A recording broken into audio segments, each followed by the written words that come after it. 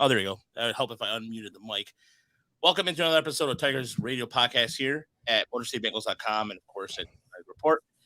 Alongside me, Chris Brown should be here shortly, as last week he was off for the week. Uber is off this week and taking care of some personal stuff.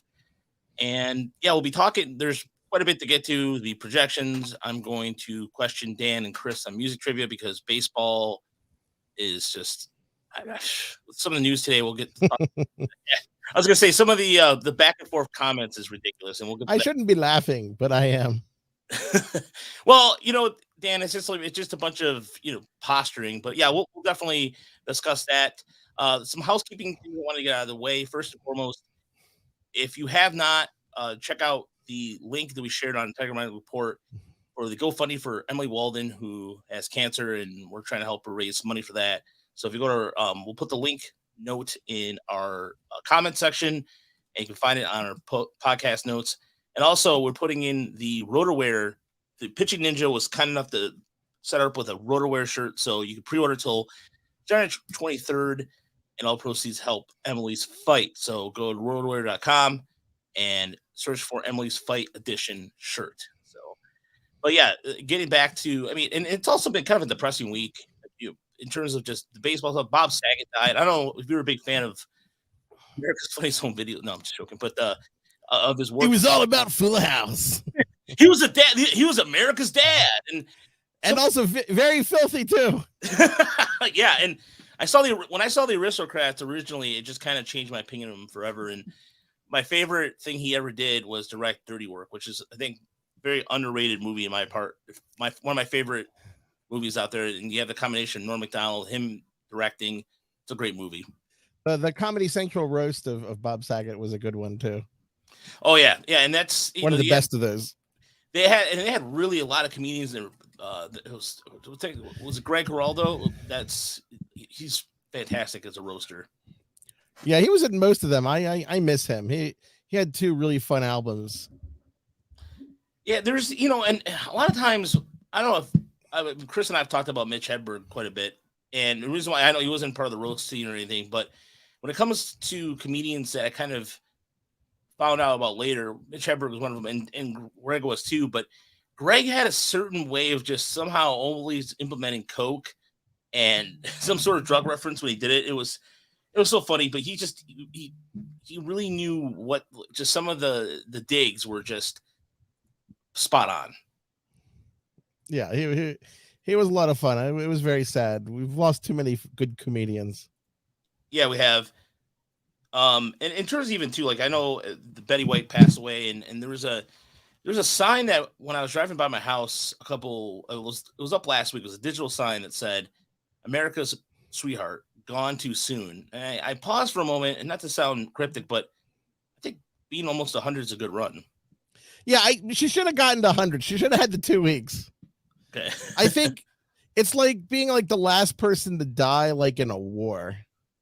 Like, it's like November 11, 1918, and it's like 15 minutes before the armistice, and you die, and you've like gone through the whole war. Like, she survived like 2 years of COVID, almost 100 years. She should have gotten those last 2 weeks. Yeah, you know what? You're absolutely right. It's just even like her. There was the Hot in Cleveland show that she did, but there's if for anybody that has the Buzzard Network, which is a network that comes if you have a Samsung TV, it's one of those free things. They've been airing all these game show appearances she was on with her last husband, who passed away in 1979, and she was on Match Game 78, and it was a little before my time. But some of that stuff, some of those celebrities, I'm always trying to guess on who they are, but some of them, just some of the jokes she had on there, and just she was so funny and charming. But then you always see with Charles C. Riley, right corner, and it wasn't exactly Hollywood Squares, but Match Game. I don't know about you, Dan, if you watched a lot of Match Game back in your day, but it was. I've seen more Hollywood Squares. Oh, did you ever see the combination when they tried to combine both of them? It was like early. It was the 80s. I did not. Oh, it's terrible because it's an hour long and they switched both games back and forth. And I'm not sure what their logic was behind it. So yeah, I liked Hollywood Squares because it was always the celebrities you knew, and then you had no idea who some of them were. Like, oh, you see Joan Rivers? Yeah, I know who she is. Oh, there's Vincent Price. Okay, who the hell is Shadow Stevens? Yeah, it's like that guy who may or may not been on Love Boat twice. I Or don't yeah, know the something like reference, that. unfortunately. But or there was I think the one I watched today with Betty White was when they had the Natalie from Facts of Life. So and now Chris is joining us as Chris. Thanks for that was my fault. I realized I didn't send you the link until just now. That was my bad. No, it's all good. Shadow Stevens is still alive, and he apparently was a radio host, voiceover actor, and television personality. Shadow Stevens. Do you know who I remember. Shadow Stevens is? I remember him from various like Hollywood Squares things. I thought. Yeah, that's how we got there. Yeah. Yeah. Is he related to Fisher Stevens? I know Fisher Stevens. Indian guy sometimes in movies. Yeah. Sometimes a Koopa for some reason. And yeah, I don't think that would fly. The Indian stuff, I don't think that would fly now. Yeah, I don't think you could have a Fisher Stevens for the Short Circuit reboot that will inevitably come. Yeah. Okay, I remember who that guy is now. Yeah, that was. He was also the hacker in Hackers, like the main bad guy. He's a recurring character on The Blacklist, and he's a lot of fun. Oh, there you go. He's Red Reddington's occasional lawyer, Marvin Gerard. I've never actually watched The Blacklist, but I did catch a lot of your nice pop culture references there at the end of the Tigers ZiPS projection thing. I don't even remember what I said at this point. You were calling their bullpen like a mix of Andy from The Office and Ted Mosby and Scrappy Doo and also what's his name from Star Trek Voyager? Shoot. Oh, Neelix. Neelix, yeah. You know, it was a nice. There was even a Ghostbusters 2 reference in there, which I enjoyed because I feel that movie's unfairly maligned, even if it didn't need to exist. Oh, that was it. There's a lot more bad Ghostbuster stuff than actual good Ghostbuster stuff. Yeah, it's kind of like Star Wars. There's like 1.5 movies that are good, and like everything until recently. But since you have TV, but yeah. By the way, I'm sharing for anybody watching us on YouTube. I'm sharing Neelix is important. He is one of the most underrated characters in Deep Space. I mean, in Deep Space Nine is one of the best Star Trek. Was he in Deep Space Nine too, or was it just Voyager? Well, he was Voyager. I thought he was on. I'm sorry, he was just Voyager. Voyager. I'm sorry, I'm sorry. Deep Space Nine is one of my favorite. He was on Voyager. Deep Space Nine was awesome. Yeah. But yeah, that is Neelix, and he loved. Like I remember when he first got picked up on the planet, where he was just indulging in baths and stuff like that. So that's the way I remember him the most. And other episodes, of course, but he was a very ingratiating character, and it was very unnerving. I was waiting for them to like have him go onto a planet and collect Leola root or whatever he did, and then just kind of fly off. It's like, what's he gonna do? He's got to return to his planet now. No, he doesn't get to return to his planet. He just lives on wherever they leave him. Yeah, he's a poochie. But no, speaking of old TV. By the way, I just got this week. In addition to that, Night Court is coming back, and so is. Oh, dude. Really? Yeah, Night Court's coming back, and it's going to be the daughter of the Judge Harry. Stone. Like in real life, or is that just the storyline? It's a storyline. It's the she was on Big Bang Theory. This damn CBS shows they all blend together. She's the short. I was thinking of the blonde. The Kelly Kuliko. No, the other one. Yeah. Alyssa, I don't know. Yeah. Anyway, she's gonna be the judge. Yeah. I think John Larroquette and Richard Muller. Let's see if this is any better. I think they're the only two people who are still remaining, unfortunately. Yeah, I was just about to say there's been a lot of deaths. I mean, there was a lot of death on Night Court even when it was on. The first couple of bailiffs died, didn't they? Yeah. Yeah, but they were also like 80 at the time, and that was like 35 years ago. So yeah, constantly spoken. But yeah, so who's left? I wonder if Raw is the Marsha Warfield. Yeah, Marsha Warfield. Yeah, she's still. That's good. Yeah, she had a I think one of the first people to try to do a talk show in the crossover talk shows, and it failed miserably. Yeah, she's 67. I have it open now. It's weird. I have no memory of the public defenders before Marky Post. Yeah, I don't either. Yeah, It's like- She, I guess we kind of remember, Night Court in its final form, but yeah, there were people before her, weren't there? I think it was 2, right? 2? Yeah. Well, there was one in the pilot episode only. One who was Liz Williams in season 1, and one who was Billy Young in season 2. And I have zero memory of this. Oh, yeah, and Richard Mole's still alive. Yeah, I just remember later seasons. Yeah. Like, and I remember those late episodes more clearly. Like, when John Larroquette, when the Singing Telegram guy came because he tried to join the army or something, and he did, and then he crashed in Alaska, and the Singing Telegram, the United States Army is very sad to say, Captain Fielding's plane went down north of Hudson Bay. No, I remember they always seem to find an excuse to have to get through like a record number of cases in one night, and they're like Wile E. Coyote would show up and stuff like that. I dug that as a kid. I think there's this information in my brain has probably pushed out information like anniversaries and people's birthdays. You could look that up. You can write it down. I mean, I still remember the final episode of Quantum Leap like it was yesterday, and they're talking about.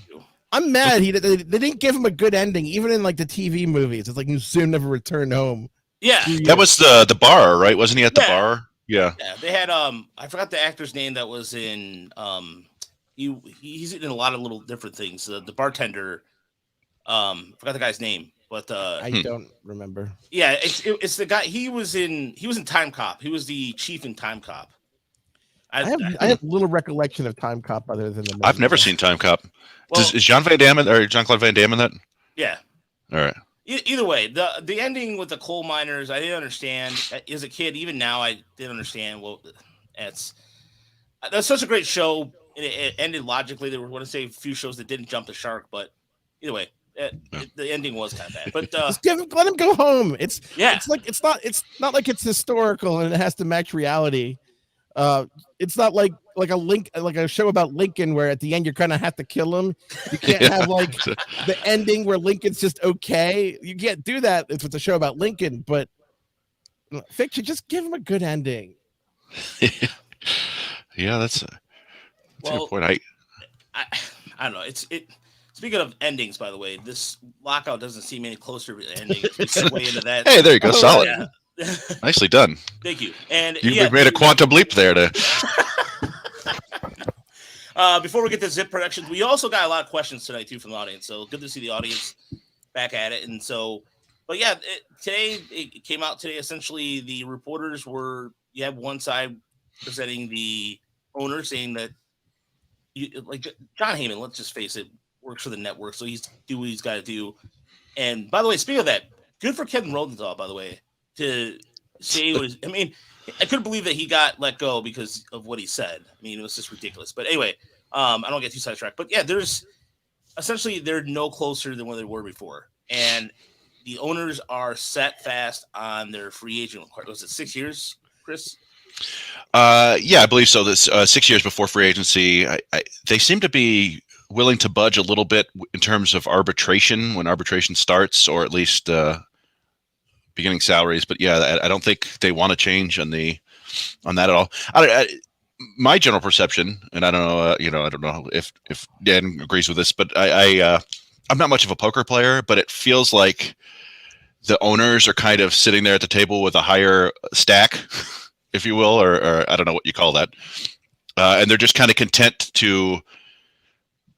Yeah, they're happy. They're like the blinds are coming, and they don't really care as much as the other side. Yeah, they feel like they can last longer just doing that, so they're going to sit and kind of bully the players, and they don't think the players will pack up and walk away. I think in the end, it's going to be really hard for the players to get a reduction in free agent service time. I can't see a scenario in which that happens. Maybe I'm just being pessimistic from the point of view of the players, but I can't see in the end them getting 5 years. I think they can get a much better minimum salary than was offered, because what they offered, the 600,000, it's not even keeping up with inflation from the last offer. It's like that's not even an offer.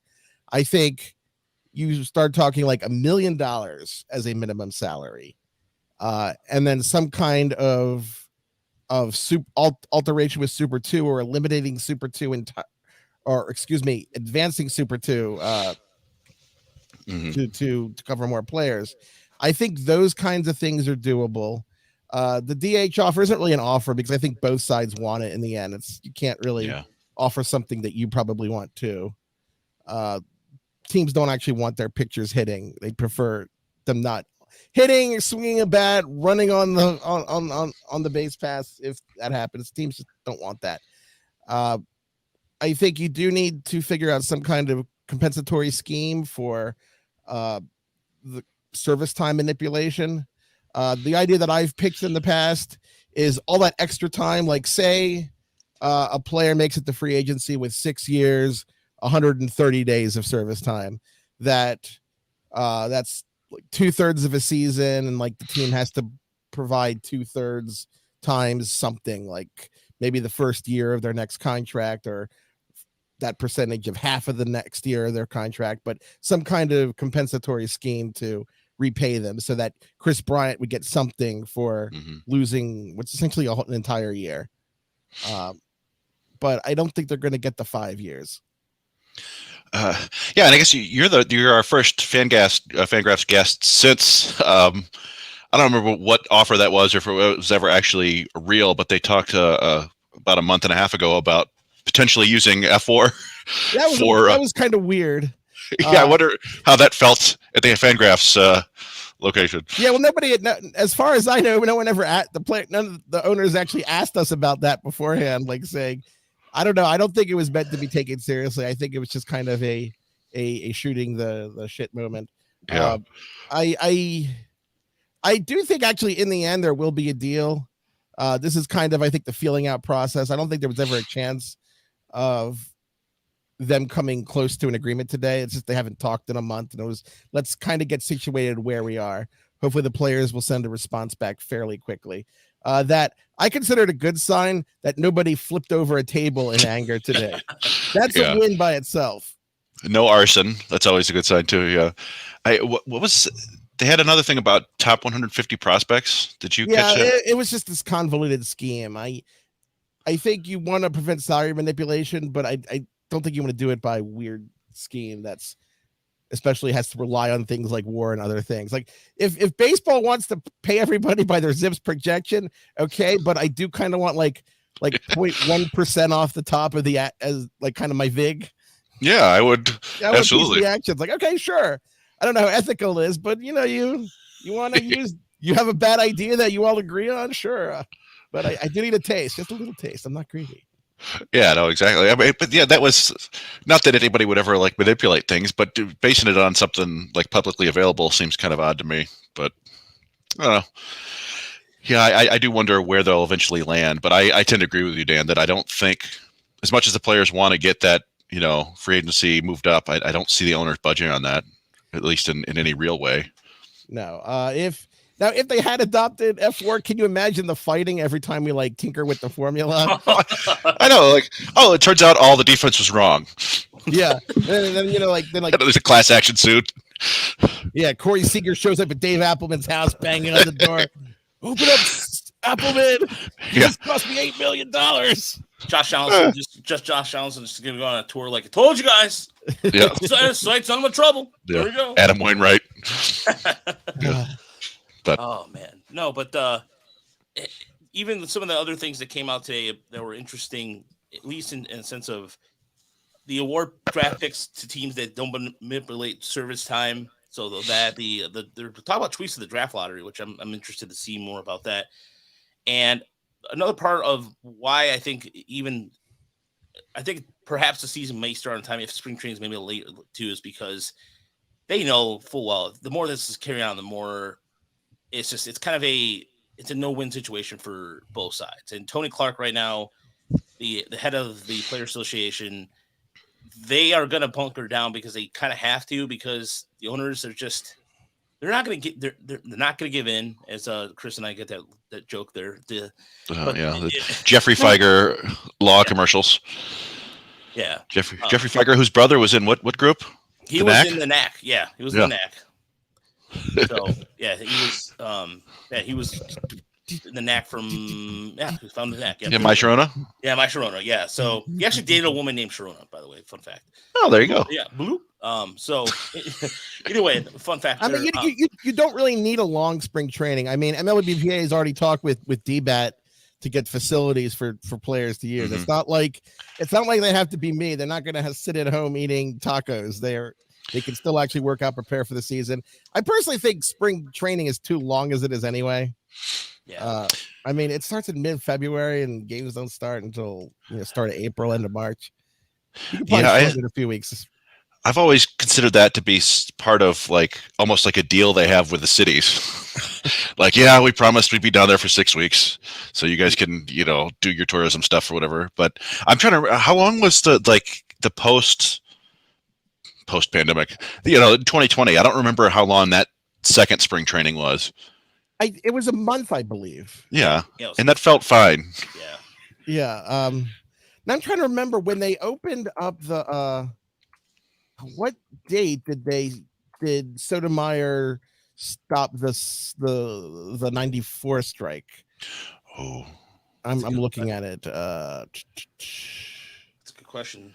So the strike ended on March 28th, 1995. Gotcha. And it was a shortened season. What date did they start? I didn't know we were gonna get into this, so I wasn't really prepared for it. 1995.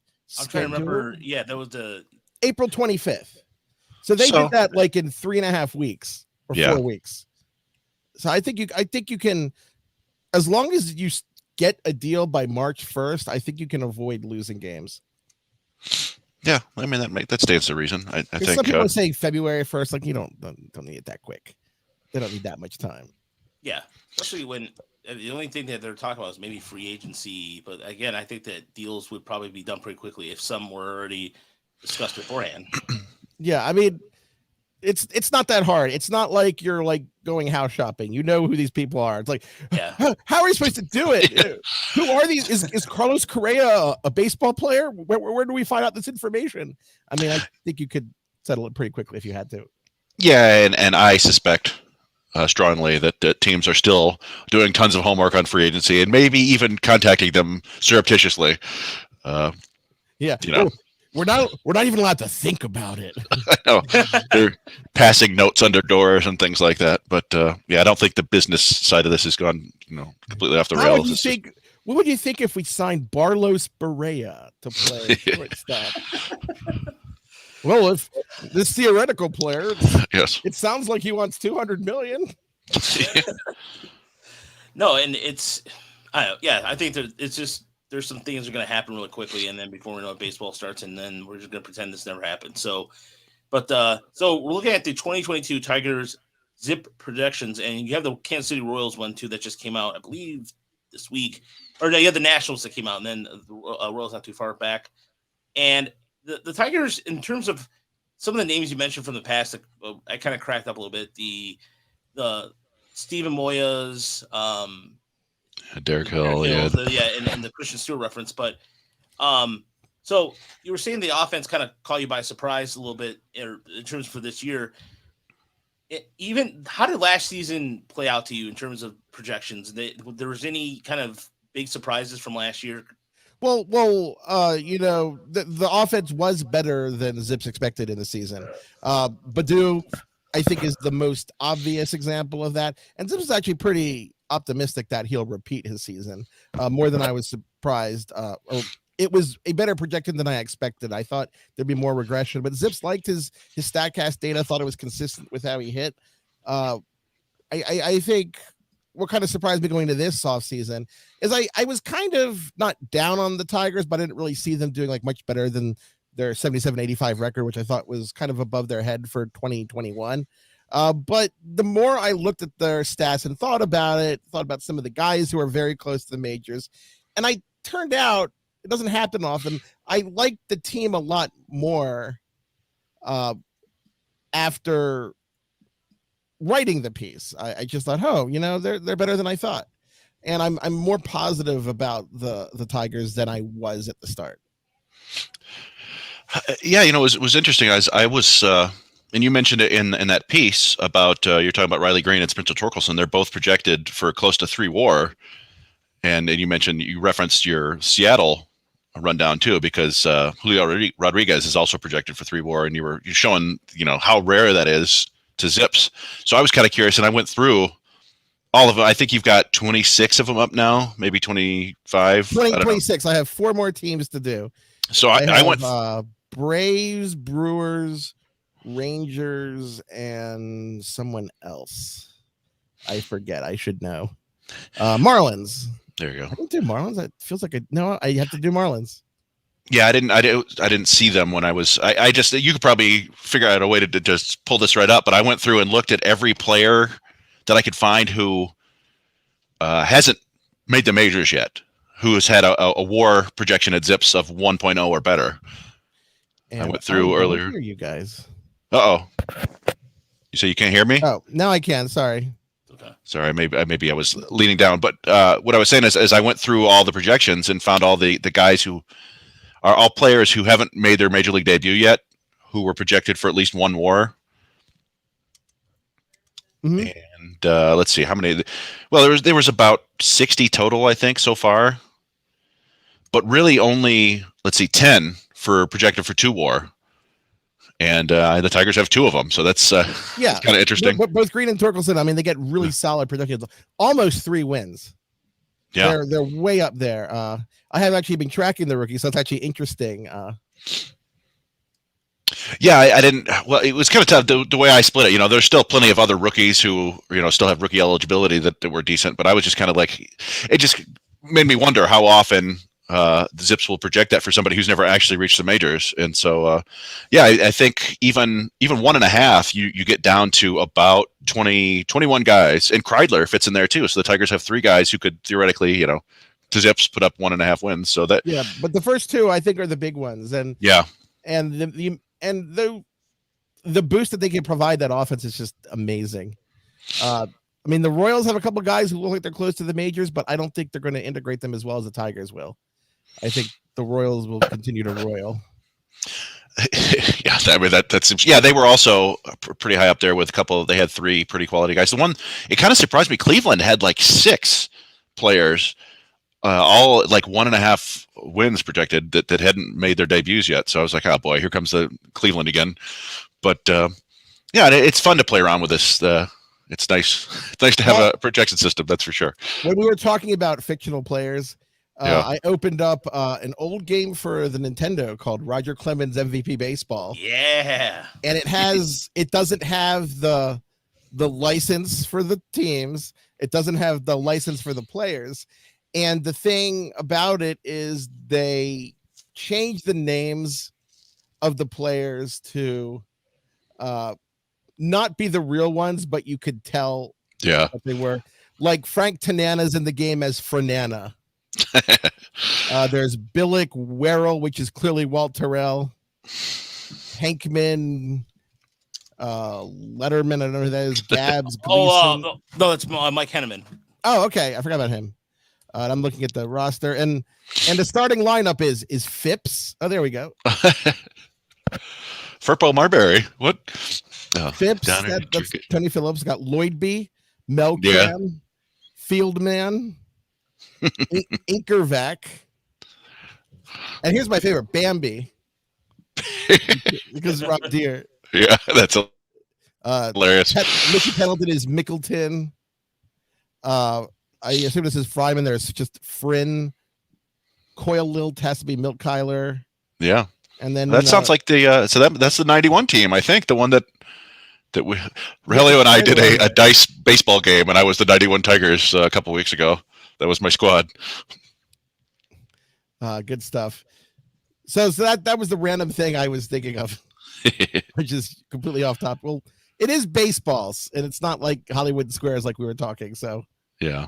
Anytime you can mention Roger Clemens MVP baseball, that was a fun game. Yeah, because it was neat because it was a game when you played a season, you didn't play a season. They started you off in the midst of the pennant race, so it's like okay, we're just gonna start you off in the divisional race, and like everything was first person, and people had trouble with that because the the camera would shift so rapidly. Yeah. I mean, it wasn't as good a game as Baseball Stars, but it was a pretty good game. Yeah, I'm trying to. Oh, there. Yeah, they got player name humor. Daryl Strawberry was Raspberry. Steve Sachs is clarinet. Very fun. Oh, Lenny Dykstra is nails. Yeah, not bad. These have nothing to do with the real players, of course. We don't have a license. Wait a minute. Tim Raines is Snows. I'm wondering.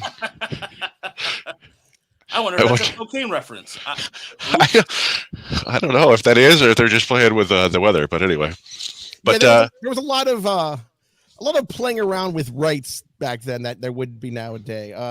There was a beat 'em up arcade game in Japan called Baseball Ninja Baseball Batman.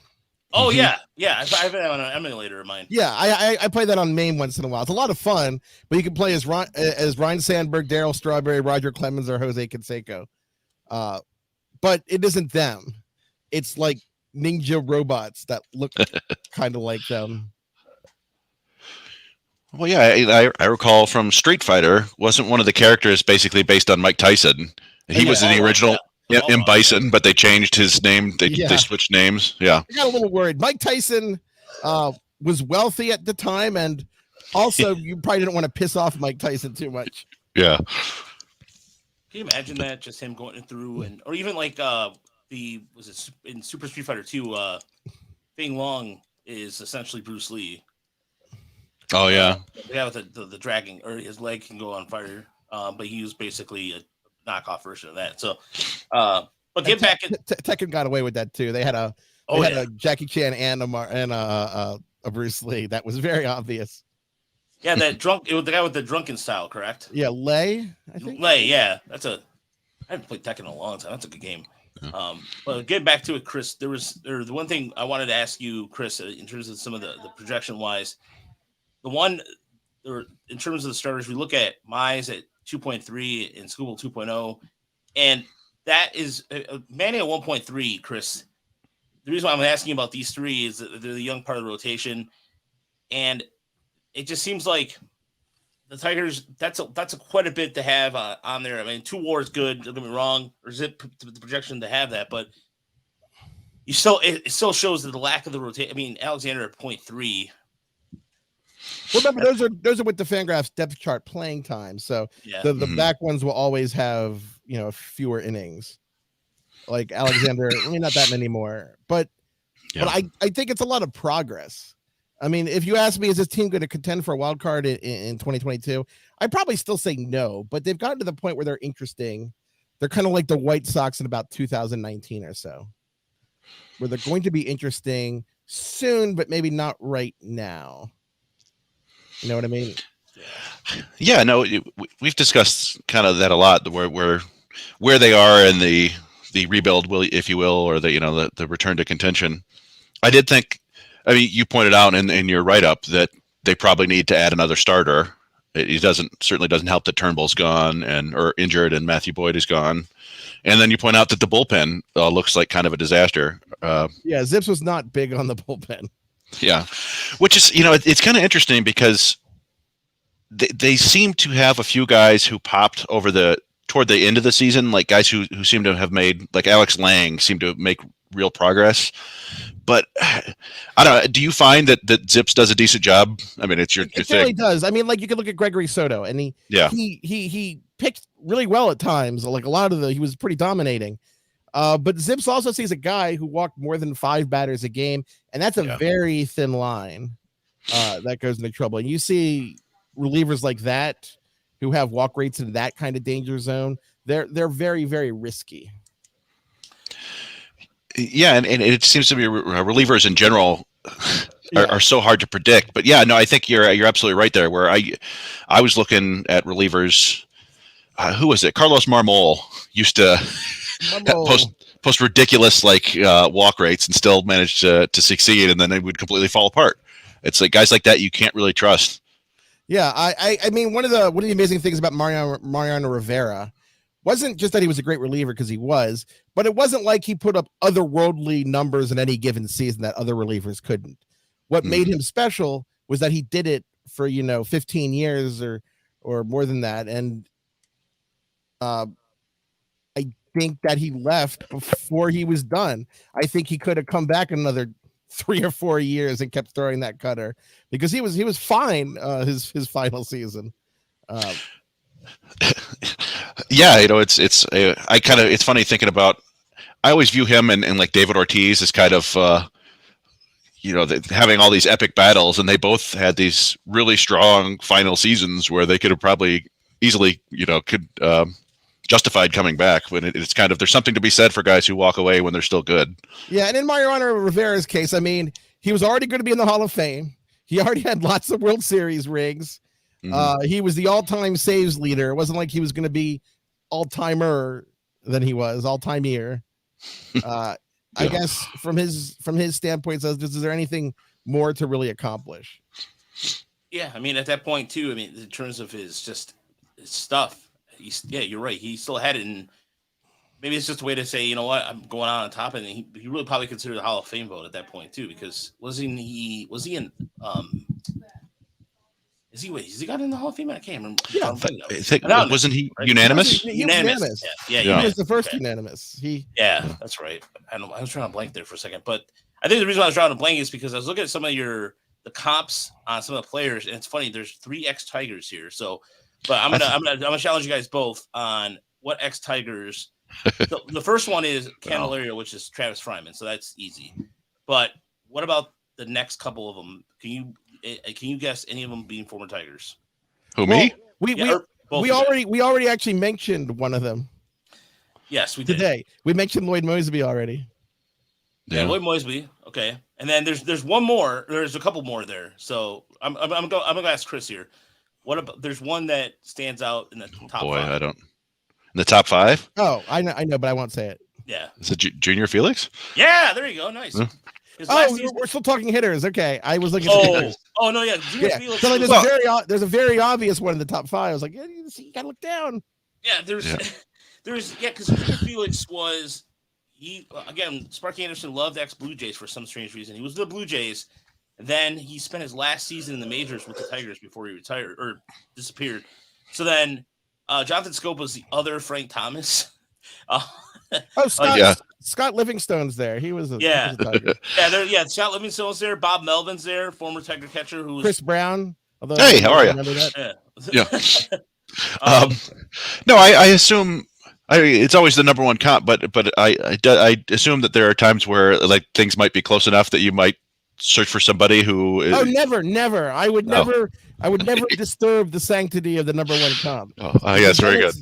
Even when, and sometimes people think I do, because like some years ago, Byron Buxton, his top comp was Carlos Gomez, and people thought I picked that like one just to mess with Twins. Just to mess with Twins fans. But like, no, I swear, I took like a screenshot of it. Like this is nice. It's top comp. It's always the top comp, and it's. What amuses me sometimes is kind of like fringe players. There's always like a few players who are so averagely mediocre that they show up on a lot of comp lists. Like Chad Muller is like somewhere on the comp list of like every AAA fringe catcher in their early 30s. They all have Chad Muller somewhere because he's so consistently mediocre across the board. Sorry, Chad. My favorite comp though is you have for Eduardo Rodriguez, and that's the Candyman, the original Candyman, John Candelaria, who did throw one no-hitter, but that was more known as a reliever. He pitched all over after that, but just that cracked me up because I always just think of his interviews where he looked like he was just fresh off. He partied up a little bit in those pirate hats. But yeah, I have him up on the screen. The Casey Mize one for Tiger fans, by the way, is 30-game winner Danny McLean. So that could be a good thing or a bad thing, depending on how you look at it. I think ZiPS doesn't take personality into account, hopefully. Good. I don't know how it could. Maybe it does one of those letter types, eidetic or whatever you call them, where, hey, I'm an RCBM. The Jeff Francis one for Tarek Skubal, I'm sure some Tiger fans are like, what? What about Randy Johnson? Jeff Francis was soft tossing. Oh. Yeah, you can do. Tim Cruz, that's a good one, too. I haven't heard that name in a long time. I felt like every time he got baseball cards, Tim Cruz was like a double every time. Like he had 2 Tim Cruz every time he got baseball cards. Yeah, Tim Cruz is a sad story because he was on that boat that that crash that killed Steve Olin and with Bobby Ojeda. Cleveland. Oh yeah, that's right. Oh yeah, I did. That's yeah. Him and Olin were killed, and because they were just drunk and speeding, and Bobby Ojeda, I think he missed the whole season or most of the season, and really injured himself badly, and was trying to recover. That was sad. That was devastating. Yeah, I remember that. Yeah, that was a big bummer. There were, I don't know. I guess there's always a tragedy or two in baseball, but yeah, I remember that one being kind of big. I remember the boy, who was the pilot? The New York Yankees pitcher who crashed into a building. Thurman Munz. No, not the great. It was like the early 2000s. Oh God, I don't remember. I don't remember that one either. I remember Bison Daly, the former Piston. Oh geez, it just disappeared. Died at sea. Yeah, the cruise reference. I feel like such a Corey Lytle. Corey Lytle, yeah. The cruise reference. I feel like such a turd about it, but I honestly I remember. I didn't mean to imply anything. Oh no, I was mentioning that's what he's that he was that guy. No, you're absolutely right. I remember that being a big thing on ESPN for like 3 days too. When I used to watch Sports Center, when that was a kind of a daily thing. You got your news, but no, and I feel bad because like I've been on a boat and been drinking and I still thinking about that, and then I just think, okay, let's just drive slowly. Let's just go slowly. Yeah, and I feel bad about that, like that I'm not being that much more careful, like when I've been on a boat and gone drinking. There's Joey Wentz, by the way, gets paired to the former Tiger Bobby C. I'd take that. Yeah, I think that's not. I like that. And there's also where was the one I kind of giggled at a little bit. Oh, Mitch Williams to Gregory Soto, which kind of makes sense actually if you think about it. Yeah, lefty, wild. Now the weird thing about Joey Wentz is how is he still just 24? It feels like he has been around forever. Well, yeah, I mean, was he the 2015 draft class, or was he the same draft class as Matt Manning? Was that 2016? I think he was 2016. I'm not sure. So he was drafted out of high school, wasn't he? Yeah, I remember he was in Kansas. He was like a first baseman too, and then people, he started throwing harder, and we're like, well, wait a minute, what about a pitcher? Let me see. I'm looking. Yeah, but it just feels like 2016. He's been around. It just feels like he's been talked about for so long. It's like he's still just 24. I had that feeling when Bubba Starling announced his retirement recently. I'm like, oh, he's still around. Is he like 50 now? It's like he's like still in his 20s. I'm like, how did that happen? I thought he was drafted like in the 80s. I mean, we last week or the week before we talked about Rick Porcello, who's been around since I was a child, and he's only 33. Yeah, John Garland was another one like that. He came up at age 20. Mm-hmm. And then he lasted forever, and he only turned 40 not too long ago. He's a year younger than me, so he could have pitched another decade essentially than when he actually retired. Yeah, and he was a very similar pitcher in career to Porcello, actually. I think, although Porcello won a Cy Young for some reason. Has Porcello officially retired, or is he? I don't think so. I think he just kind of disappeared. He's got money. He's probably got long hair and a beard and is in Tibet. Making some wise investments. Maybe got that cryptocurrency. Who knows? But he hasn't. There's been no. I mean, the last time didn't he throw last year for a couple teams, Chris? I don't remember. I would have sworn he did. It's possible. I didn't think he was injured or done or anything, but I just remember him being a free agent and just never hearing about him again. Yeah. That's basically what happened, and we like we talked about last week. His underlying numbers were pretty good in 2020. The ERA was ugly, and that was it.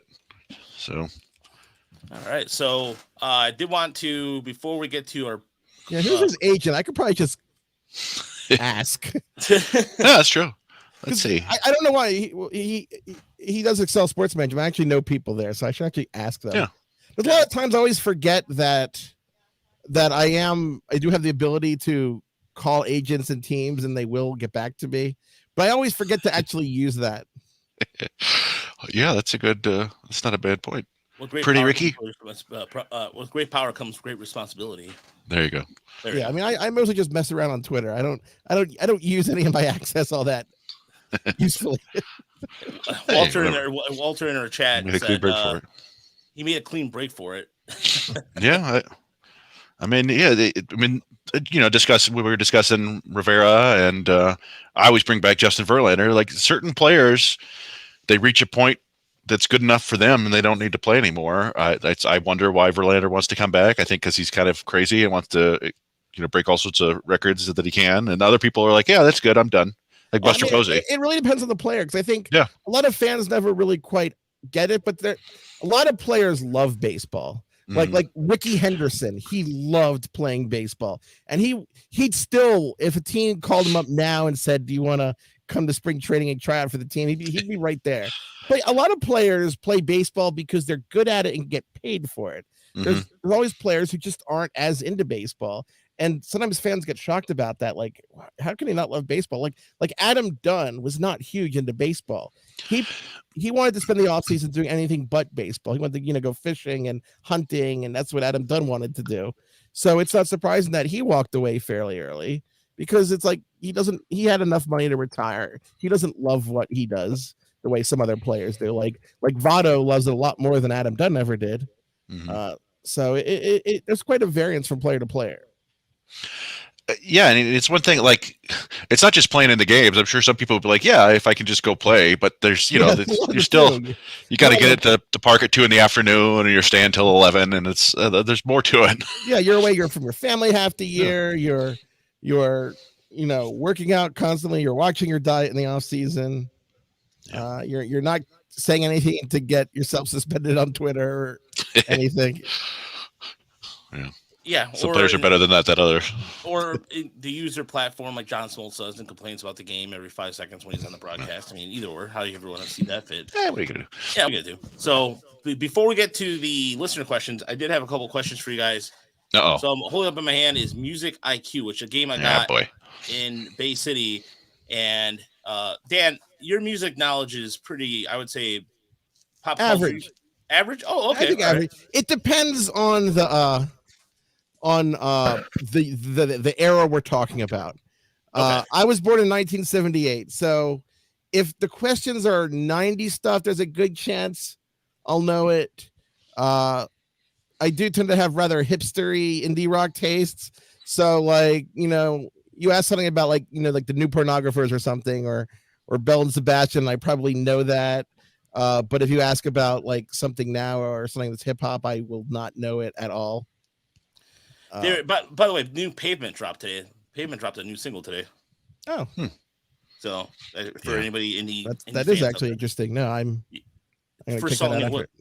First song in 15 years. Man. Yeah, I did not know that was a possibility. But again, I tend to fall behind on music releases these days, and I just got bit by a cat. Oh. All right, so we're name of my new album. So we're gonna play a quick. I'm just gonna ask you guys each 3 questions. I'm gonna be really bad at this. So I'm gonna try to see if I can play it up to Chris's power suits, but no, that's fine. All right. So I'm gonna go with the first. This was a softball question, or just a really Jenny Finch. Do we have like a buzzer, or is it is it for both of us, or just for one? Like you're gonna ask one at a time. I'm gonna ask one at a time, and then whoever gets it just gets it. Oh, okay, I got you. All right, so turn down the music a little bit. Who was Ziggy Stardust? Oh, was it David Bowie? What was it? Yeah, that's right there. That was his character. With the star. Yeah, sorry, I didn't. Oh, sorry, I didn't have. He played the guitar. I mean, Dan knew that. I just You were quicker on the draw, Chris. I don't know. He said first, and then I cut him off. Yeah, but I mean, you can say Ziggy played guitar, jamming good with Weird and Gilly and the Spiders from Mars. I give him that point because I couldn't do any of that. But murdered it too far. There came the special man, and we were Ziggy's band. That's going on Twitter as the clip for this episode. Yeah, the worst clip ever in a stream was when I was doing a stream for FanGraphs, and one of my cats was on my windowsill, and a bee got in. Oh, no. And he he knocked down the bee and he picked up the bee in his mouth to bring it to me. Oh no! And you just hear me on the Chris like, no, stop, don't bring it to me. He tried to bring me like this half dead bee, and then you just hear me like hitting the bee with like a shoe. The bee attack, killer bees. Killer bees. I'm not allergic. I just don't want to get stung by a bee. Yeah, in my office. All right, some of these questions are very, very hard, but all right, I'll give you. Okay, here's question number 2. Play the music here. What inspired Sting to write Roxanne? I get. There's multiple choices. Do you guys want me to spill them out? Is it the Greek myth, or that seems a little that's pretentious enough for Sting, depending on when you got him? I was gonna go with like Cyrano de Bergerac or something like that. It was about a prostitute. Oh, okay. Wait, that was the answer? Yeah. Oh, all right. Yeah, I didn't know that. Yeah, that's a. Oh, was it? Is it a red light? Was it like a reference to Amsterdam or? Yeah, no, you don't have to turn on the red light. The red light district being prostitutes. Oh, okay. Gotcha. That makes sense. So, all right. Third question, and then we got 2 more to go after that. Just 2 more to go after this. All right. This one's a multiple choice one. So, how much did a 3-day pass to Woodstock cost in 1969? $10, $18, or $25? I'll say $10. Chris? That would have been my guess too. It was actually $18. How dare they? Yeah, there's inflation for you. Well, oops. All right, so let me see. Let's skip around here. Another one. So here's another multiple choice question. This is a good one. What is the origin of the term funk? The opposite of blues, the slang funky meaning smelly, or the slang funky meaning sexy? I don't think they would. I think it's more likely to be sexy than smelly. I don't think you would. I think you naturally make it. I mean, you talk about stank and everything after, but I don't think it would be the source of it. I think that would come like later. If you're trying to sell people on the concept of funk. Yeah, I don't know. That's probably what I would choose, but for fun, I'll go with the opposite of blues. It was actually it was smelly. It was smelly. Oh, it was What? smelly. Okay. Why? Yeah, What? This music stinks. What? I don't get it. Yeah, I don't. Oh, I yeah. believe you. I'm just surprised. Yeah, I know. I'm me too. No, I wasn't there for the foundations of funk. Again, I was. Yeah. I was born in '78, and I don't know my funk very well. No, and I was stunned by the question, the answer myself. That's why I kind of gave it a look like that. I gave a funky look. Anyway. All right, boom. Very interesting. All right, so this one, okay, this one should be an easy one. What sports brand signed a sponsorship deal with the rap group Run DMC, the first of its kind? Adidas. Yep. Yeah. Yeah. My Adidas. All right. Let's see here. Okay. Adidas. Adidas. Okay. All right. Here. You know what? Listen. Okay. We'll end it on this one. I promise. This last one. Okay. All right. All right, Chris. This is a Chris and Dan. I think Dan will get this too. To hip hop fans, what were the 1990s? The Glorious 10, the Immortals, the Golden Age. I don't know if it'd be. I guess it would be the Golden Age. Yeah, you had all those guys before they were before lots of killings, maybe. So you had a whole bunch of them. Not to be gauche, but no, that's yeah. I mean, it's interesting. I've never guys who were like big now and they're like ex rappers. They all came from the 90s, so kind of like, especially like the early 90s, I guess. Well, maybe there's some 80s in there too, but I would say Golden Age. Yeah, I've never heard the other two references. It's like I've always heard the golden age of rap was like from 88 to 94 or whatever, but I guess they could probably stretch it out. Yeah, you're correct. You guys are both correct. It was the golden age. The Immortals does sound a little too comic booky, but I mean, I've never heard. Yeah, the Glorious 10. Yeah. And Walter brings up a good point too. All the producers that were, you had Dr. Dre. You also had, what's funny is even Pharrell, young Pharrell was a pretty good producer. He did Rump Shaker. He was with was he with the Trackmasters? I think he was. Yeah. He was with the Neptunes. Yeah, I don't know. Yeah. No, but yeah, like you had like Rick Rubin in the 80s and the 90s. I guess Puffy was around, but yeah, I don't know.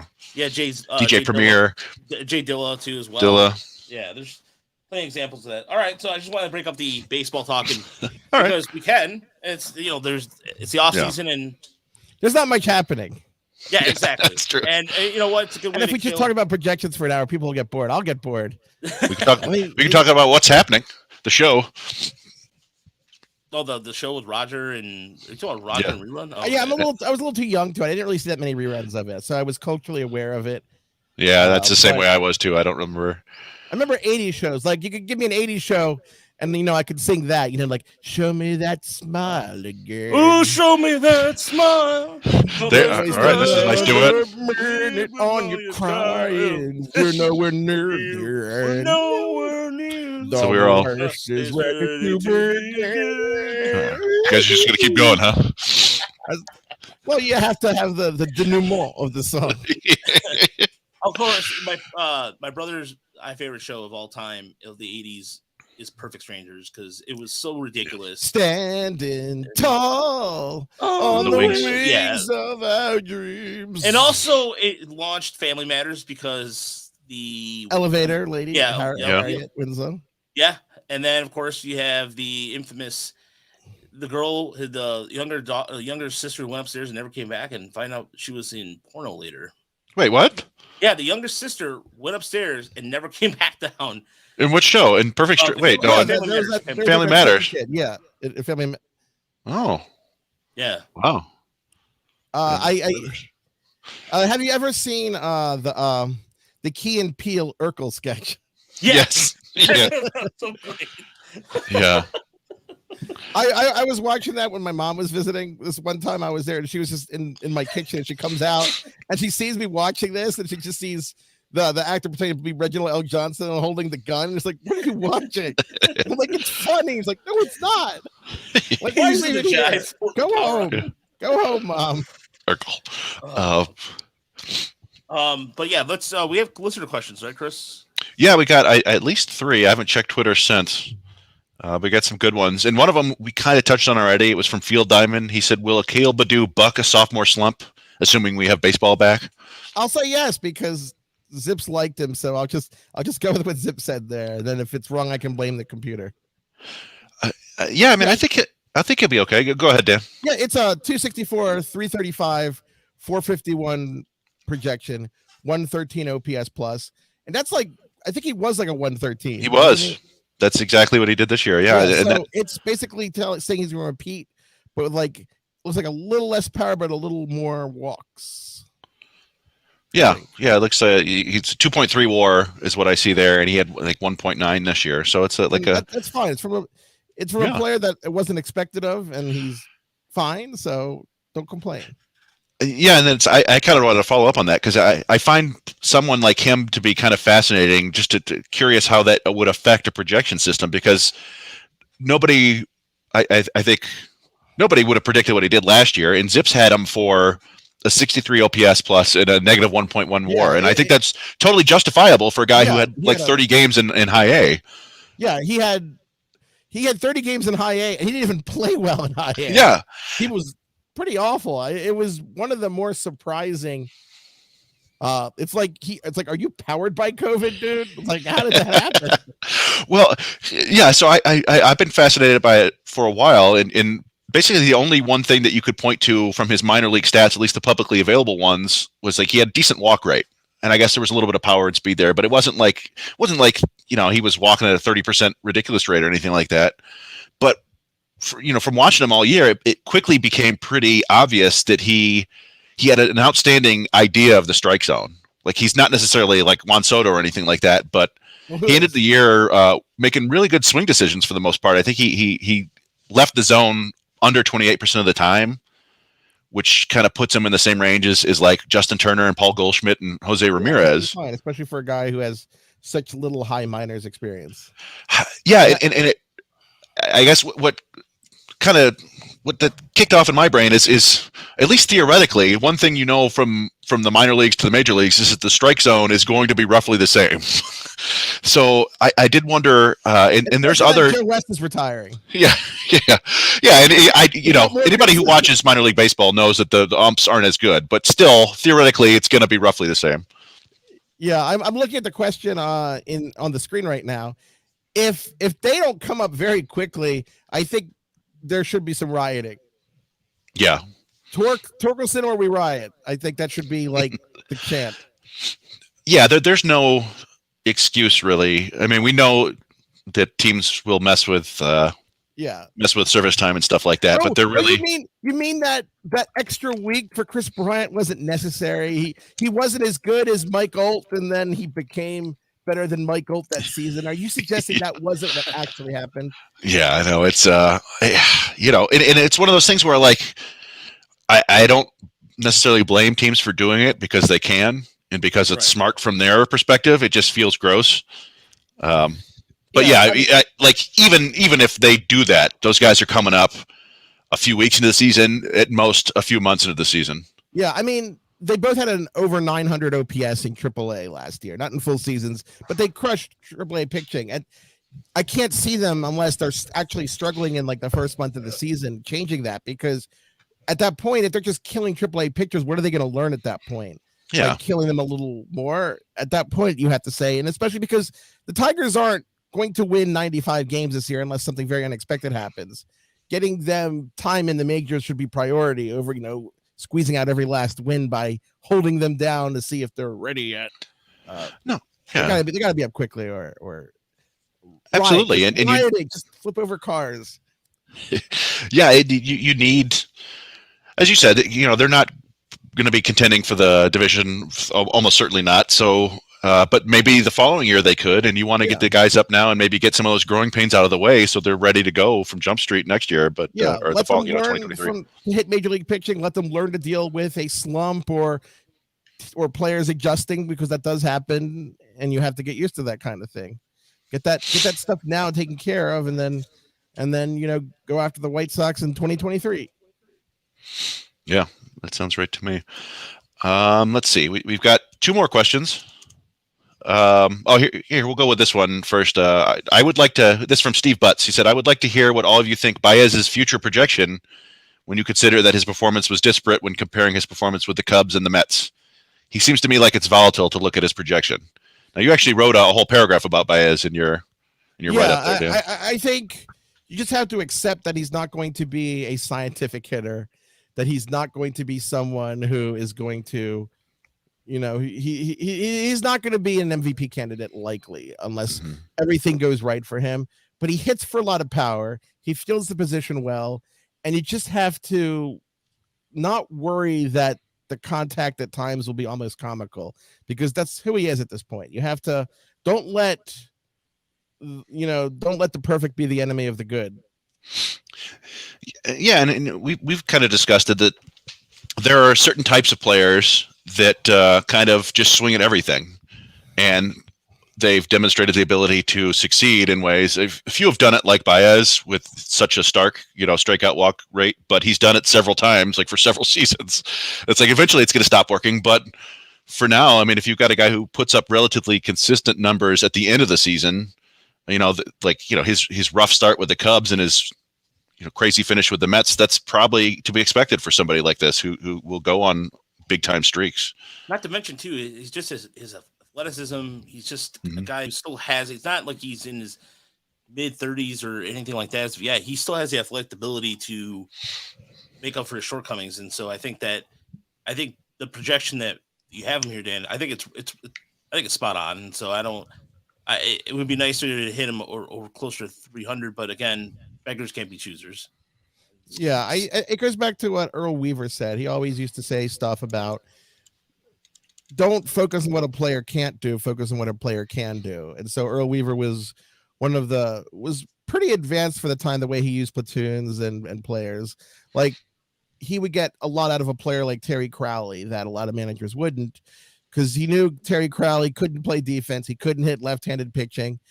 But as he said, kind of in that kind of foul-mouthed rant of Earl Weaver's, which you might have heard, that what Terry Crowley could do is sit in on his ass for 7 innings and throw him in the game in the 8th and get a hit off the right-handed reliever. That's what he did. Focus on what a player can do. And if you focus on what Baez can't do, then you're just going to be disappointed and you're going to miss out what he can do.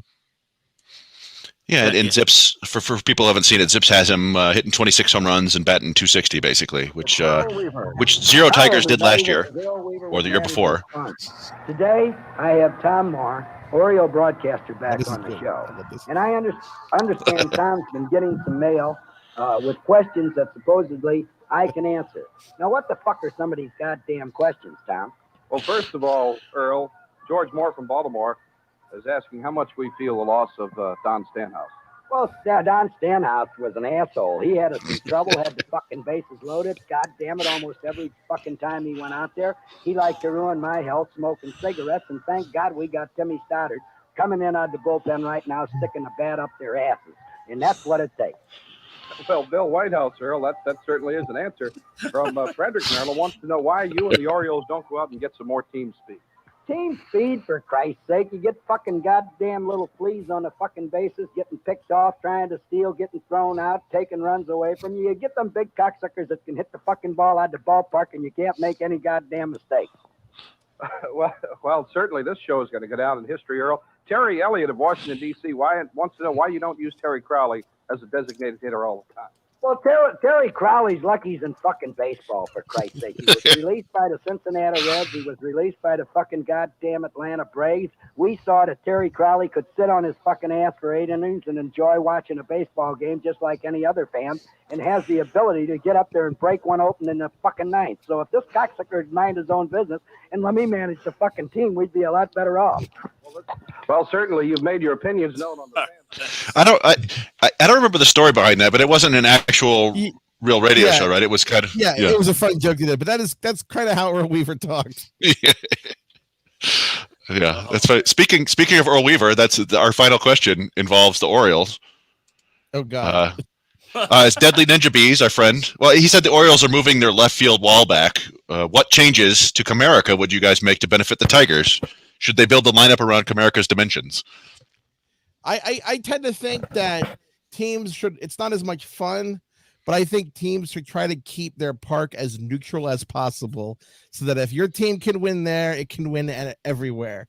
I think if you're tailoring your park to your team, I think then maybe you just need a better team, because I think that's kind of gimmicky and you're guaranteed not to win elsewhere, because teams that play in like weird parks tend to have trouble on the road sometimes, like the Rockies or the Twins when they had the Baggy and the old Coliseum. I think it's more fun for the fans when parks are weird and unique. Like, it's fun to have, we have a flagpole, we have a giant man-eating plant that eats right fielders or something. I would like that, yeah. Or the home run feature, which I guess wasn't part of the game, thank God. The Marlins, the Dolphins that go around just but I digress. I think that you want to have it as neutral so that if your team can win there, then they can win anywhere. I second that too, and I know that Comerica Park they're talking about moving in right center. There's been rumors about that. Zach Short sitting on a podcast was talking about that, and I like Comerica Park the way it is. I mean, I know people complain about the deep center field and what have you, but at the same time, that home run, that fly ball in center field will be a home run anywhere else, and really, that's definitely the case. Oh, the Hill in San Diego, Walter brings up in the chat. It's a good one too. I'm sorry, what, Chris? Oh, Castellanos isn't on the team anymore, so there's fewer going to piss off about anymore. The Hill, I thought the Hill was in Houston. Is there something in San Diego that I don't? Aren't we talking about Tal's Hill in Houston that they got rid of because it's dangerous? Yeah. I like silly stuff like that though, but we're not going to get hurt. Yeah, no, that's for sure. I'm not worried about the moat full of crocodiles in the outfield. It's good fun. No, I'm with you, Rogelio. I don't have a problem with Comerica's dimensions, really. For as much as people complain about the lack of home runs or whatever, I think it's pretty much a neutral offensive environment overall. I think it usually plays like that because there's bigger gaps. And I don't even know, like, how would you tailor your team to that? I guess you'd have a bunch of speedy guys who could pull the ball over the fence. I don't know. And the Tigers don't have any of that at the moment. Yeah. I do have like nothing. Like I said, it wouldn't change the dimensions. I do think every stadium at this point should have a retractable roof. I think we've got the technology. The time is now. It seems kind of silly that there's ever a rain out to me, but. And cities are hoping that owners aren't listening to you, because then they're all going to be demanding that. Like, oh God, yeah. Oh, now they need another new stadium. Yeah, just retrofit one. This is giant umbrella. That's all they need. But the one thing I'm not crazy about at Comerica, and I do in general, I like stadiums that are crammed into smaller spaces because I do think you end up with a little bit more interesting designs. But I'm not crazy about like the shrubbery / ivy in center field at Comerica. I know what they're trying for there. Yeah. It's nice and big and green and probably good for vision. But I'd rather see either seats out there or I don't know, some handsome trees. Maybe put some trees out there that are like made like all the trees that baseball bats are made of, or like an ash and a maple and a birch and a hickory or something like that. All the urban gardens have been going up in Detroit in the last decade. They could put up some items from that, because I mean they have the GM fountain right there, so might as well maybe put some. Yeah, that fountain's no good. Overrated. Well, Chris, my cat just hit you on the screen. I understand. It's probably related to the Tigers, and is not happy about my. He's kind of ultra alert because I was playing one of those 4K videos of like just birds, just there you go, outside scenery. So now he's like watching the monitor for movement like 24/7 now. Maybe he thinks my hair looks like like some sort of rock hopper penguin. Anyway, in the case of the Orioles, I mean, they are probably going to neutralize their park factors a bit by moving out the left field wall, because it is a good home run park for right-handed hitters. If you look at go to FanGraphs, look at the FanGraphs guts and see the park factors. It's always near the top for right-handed home run park factor. So it does make the park more neutral, and I tend to think that's probably the way that teams ought to go. Of course, you never know with the baseballs, because they make it up as they go along, because they're in the wacky timeline where you just do whatever. Yeah, the baseball next year will be made of cat litter. We're not gonna tell anybody what we're gonna do with the baseballs, but then we'll somehow randomly drop it during an interview, like it's no big deal. Like anyway. Yeah, I'm sure Orioles fans are glad they're doing this. After Gleyber Torres hit 65 home runs there a couple years ago. We were talking CBA. I'd actually like it the players had some ball standards and who oversees that.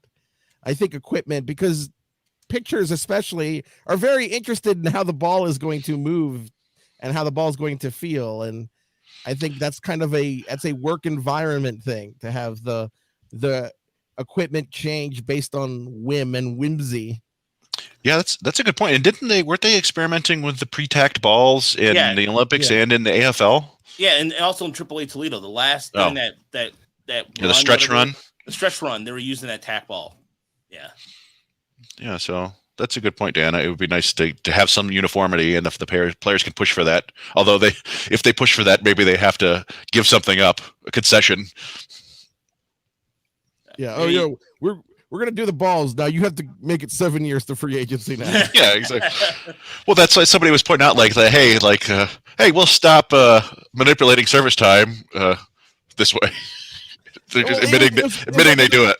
It was like in the last CBA where they got like a guaranteed like chef in the clubhouse, and extra season tickets, and in return signing pool bonuses for the minor leaguers. Yeah, and for the draftees, it's like, oh, so you gave away millions of dollars and you got extra tickets. You could have just bought those extra tickets. Yeah, and you're eating keto-free meals now that you don't have to pay for. Yeah, you could have just DoorDash delivered something to the clubhouse every game, and that would have worked. Yeah, some of these guys can hire personal chefs, and they do. So that's either way, but. I think we're out of here. Thank you so much for listening. And Dan, thanks for coming by and talking music, talking ZiPS. And when's your next ZiPS projection dropping? It is going to be dropping on Tuesday. We're actually off for MLK Day. Nice. And it is, I don't know what team it is, but it's one of the four that hasn't gone yet, which is either the Brewers, the Braves, the Marlins, or what was the fourth team? I know I said the Rangers. The Rangers. Yep. So one of those. See, I generate that by random number because I found out what happens that if I pick in order, then people will try to cajole me or convince me into changing and putting the team they want next. And to reduce the pressures, it's just random number. I have no authority over any of it. Seems like a good way to do it to me. And if you're watching us on YouTube, by the way, I'm sharing the RotoWare shirt again for Emily's Fight edition. Again, Pitching Ninja did a really good job with this. So if you go and pre-order before the 23rd, I'll guarantee you a good size. So they have the big sizes for big dudes. So, and it's expected to ship around the end of the month. So also on our podcast notes, we're going to have the GoFundMe where you can go ahead and donate and help out Emily in her fight against cancer. So more on that. Hopefully we'll have Emily on soon or maybe next month or so. And based on her schedule, talk shop, but thoughts and prayers go out to her and her recovery. So for myself and Chris Brown, and we'll be back next week. I think we're going to have Perry on next week, right? Yeah, I think so. Yeah. And we have Joe Drake coming on the week after that for Prospects Live, as we're going to be talking some shopping. So some big guests as we continue to roll on through. And also, if you have podcast suggestion covers, by the way, we were doing Tribe Called Quest, Midnight Marauders for this episode. Next week, we're doing the replacements. And the week after that, I still haven't figured that out yet. So if you have any suggestions for albums, for podcast covers, let us know. And we remake them in our own way. So until next time, have a good week, everybody. Thanks again, Dan. Thanks, Dan.